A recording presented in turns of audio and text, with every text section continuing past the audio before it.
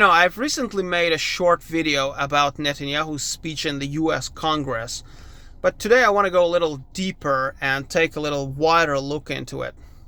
The first thing I want to talk about is why Netanyahu felt himself, so confused sometimes, sometimes desperate, and sometimes even aggressive while having that speech. Why I think so is because, having such a strong argument, having such a strong tool in your hand, which is, of course, the 7th of October, and, of course, all those congressmen that were there that day and that were applauding him, cheering up, assisting him as they could. They were doing their best, really, They definitely deserve credit for that because they stood up and applauded him for so many times that, in the end, themselves and Netanyahu was sick and tired of that, really. Well, even after all these things, let's say all these things Netanyahu had that day, all these things that were helping him, his speech was, quite desperate. Sometimes I felt confused, and sometimes he was even aggressive, I think. Well, all that does not look natural, what I want to say. Usually when you have, when you're like confident of what you have, when you're going somewhere with a strong arguments, your speech is much smoother than that, and it is going in a more comfortable, in a more soft manner. But Netanyahu's speech, for some reason, was not like that. It was not a speech of a person who believes in what he came with. That's what I'm trying to say, That was the speech of a person who is trying to prove something that he knows which is not true, It was a speech of a person unsure of himself. And another thing which makes me think so, that he was actually not saying the truth, is Netanyahu is not a simple person. He's not just a mere citizen like everybody else. He's the person who went through the war.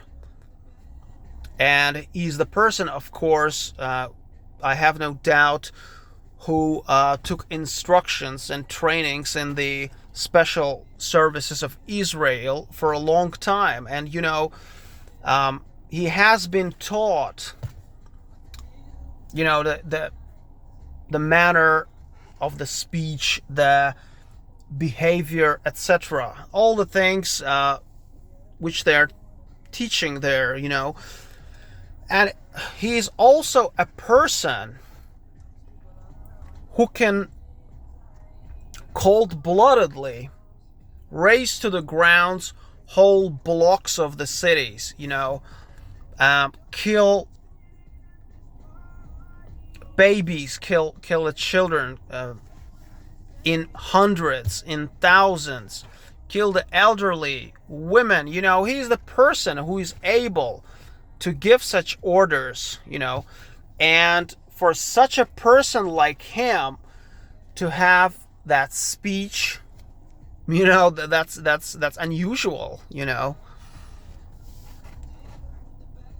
for a person of that caliber to have such an unconfident speech is something unusual. At least that's what I saw. I think there are, of course, reasons here why, his speech looked that way. I think the first reason is because in the U.S. now there is a strong opposition. A strong opposition emerged in the U.S., which is against Israel and against his policy, against his everything,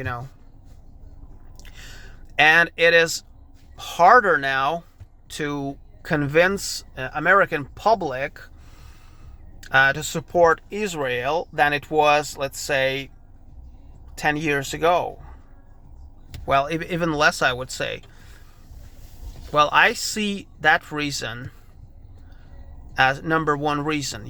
Now to convince the public, the American public, you got to put more effort, much more effort than it was before. And,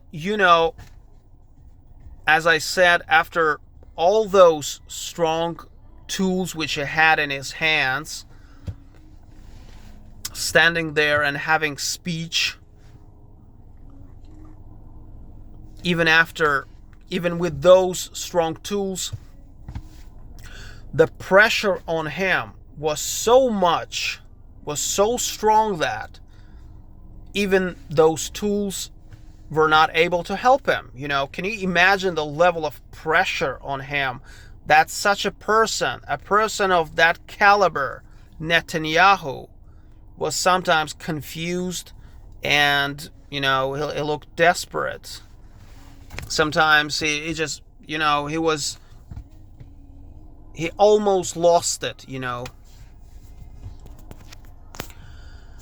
And the number two reason, as I see, is the players in the region, in the Middle East, the players that the West have always been used to as the weak ones got stronger. They have grown.